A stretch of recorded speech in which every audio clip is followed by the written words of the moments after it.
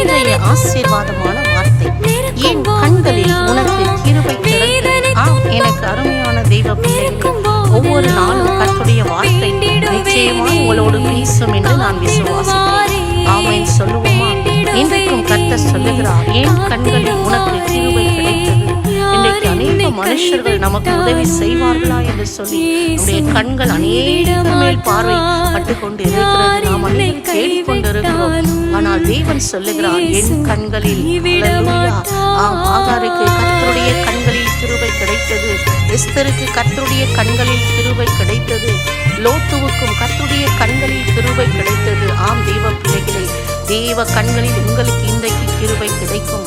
நீங்கள் போகிற காரியங்கள், நீங்கள் செய்கிற காரியங்களை கர்த்தர் வாய்க்க பண்ணுவார். ஆமென் சொல்லுவோமா? விசுவாசத்தோடு இந்த வசனத்தை அநேகருக்கு அனுப்புங்கள். God bless you.